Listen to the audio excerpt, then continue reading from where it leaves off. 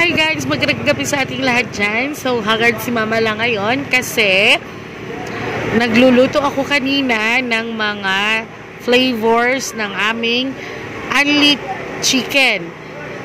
Kasi noon ay sa UNLI wings ito, kasi ngayon ay pinalitan na namin ng UNLI chicken kasi napakamahal ng wings ngayon.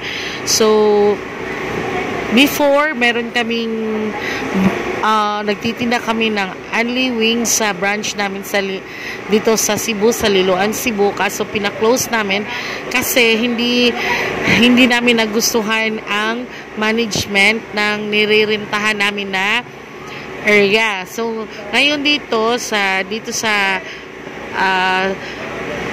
katabing cities niya, sa Consolacion, meron kaming newly open na UNLI199, UNLI chicken at UNLI rice.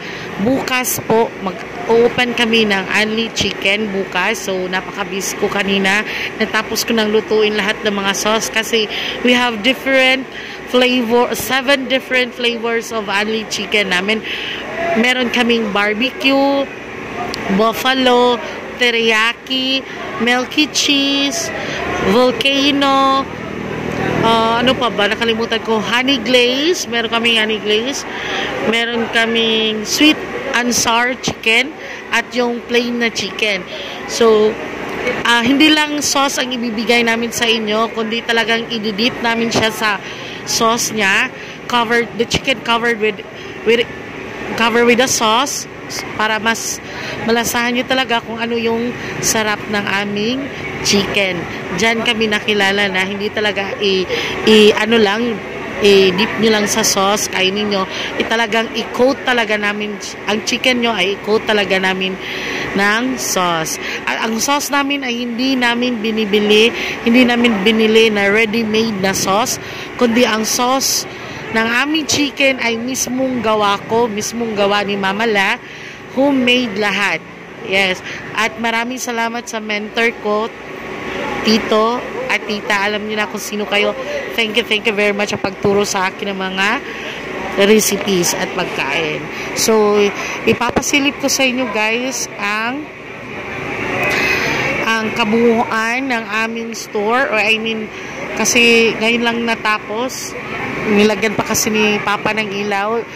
Sa area na to guys is wala pa siyang connection ng kuryente. So, ang ginamit namin dito is generator lamang. So, masensya na kung medyo maingay. Tinabi na namin ang aming milk tea at ang aming UNLI199, UNLI chicken and UNLI rice na.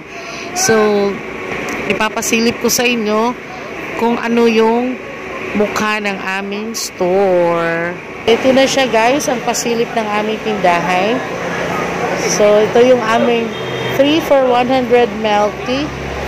Yes, ayan. At saka ang aming UNLI199 na UNLI chicken at UNLI rice. Yes.